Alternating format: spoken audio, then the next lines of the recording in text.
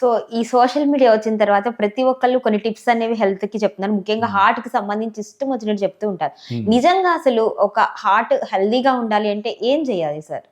ఎలా ప్రివెంట్ చేయొచ్చు? ఎందుకంటే మా దగ్గరకొచ్చే మెయిన్ చాలామంది పేషెంట్స్ ఇప్పుడు 100% యంగ్ పేషెంట్స్. అంటే 50 ఏళ్ల కంటే తక్కువున్నవాళ్ళు, 40 ఏళ్ల కంటే తక్కువున్నవాళ్ళున్నారు. వీళ్ళకి జబ్బులు రావటానికి మెయిన్ కారణం 2. ఒకటేంటంటే ఈ ఇనాక్టివిటీ. వీళ్ళందరికీ ఇవాళ రేపు జాబ్‌లు అంటే డెస్క్ జాబులు గానీ, వర్క్ ఫ్రమ్ హోమ్ అంటారు. అంటే ఇంట్లో కూర్చొని రోజంతాను కంప్యూటర్ ముందర కూర్చోవటం. లేకపోతే వర్క్‌కి వెళ్ళినాను, ట్రావెల్ టైం వాళ్ళు క్యాబుల్లో వెళ్తారు, అక్కడ వెళ్ళి కూర్చోవటం పొద్దున్న నుంచి సాయంత్రం వరకు.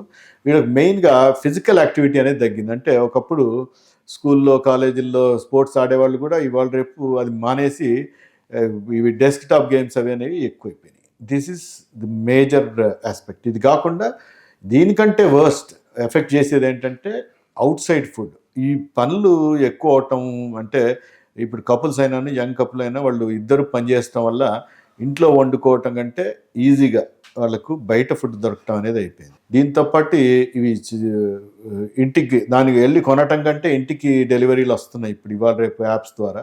సో దీనివల్ల ఏమవుతుందంటే బ్యాడ్ ఫుడ్, యాక్టివిటీ లేకపోవటం, మళ్ళీ అది తీసుకెళ్లే ఓపిక కూడా లేదు మనుషులకి. ఈ బయట నుండి వచ్చే ఫుడ్ ఏదైతే వండుతా ఉన్నారో దీంట్లో బ్యాడ్ ఆయిల్స్ అవి ఇవి బాగా ఎక్కువ యూజ్ చేస్తున్నారు. సో దీనివల్ల ఈ రక్తనాళాల్లో కొవ్వు పేరుకుపోవటం అనేది చాలా సామాన్యం. ప్లస్ రీయూజ్డ్ ఆయిల్ వీళ్ళు ఆబ్వియస్లీ మీకు తక్కువ రేట్కి ఇస్తున్నారు అంటే దానివల్ల మీరు తెలుసుకోవాల్సింది ఏంటంటే వాడు దానికి లాభం లేకుండా ఏమీ అమ్మడు. కాబట్టి ఒకటే ఆయిల్ రెండోసారి మూడోసారి వాడితే దాంట్లో మీకు గుండె రక్తనాళాలకు లేకపోతే బాడీలో ఎక్కడైనా మేజర్ రక్తనాళాల హామ్ వచ్చే అవకాశం ఎక్కువ. కాబట్టి ఈ బయట ఫుడ్ తినటం అనేది మానేయాలి. సెకండ్, యాక్టివిటీ అనేది పెంచుకోవాలి. అలవాట్లు అనేవి ఎక్కువైపోయినాయి. అంటే దురలవాట్లు అంటారు కదా, స్మోకింగ్, ఆల్కహాల్ అనేవి ఇప్పుడు ఇవాళ రేపు కామన్. ఒకప్పుడు 100కి 20 మంది స్మోక్ చేస్తే ఇప్పుడు 100కి 80 మంది స్మోక్ చేస్తున్నారు. అంటే మీరు సీన్ రివర్స్ అయింది, తలకిందులైంది. ఒకప్పుడు తాగని వాళ్ళు సంఖ్య ఎంత ఉందో ఇప్పుడు తాగే వాళ్ళ సంఖ్య అంత ఎక్కువైంది. సో ఈ స్మోకింగ్, ఆల్కహాల్ అనేవి బ్యాడ్ హ్యాబిట్స్, ఫుడ్, యాక్టివిటీ 3 అనేవి చాలా ఇంపార్టెంట్ ఆస్పెక్ట్.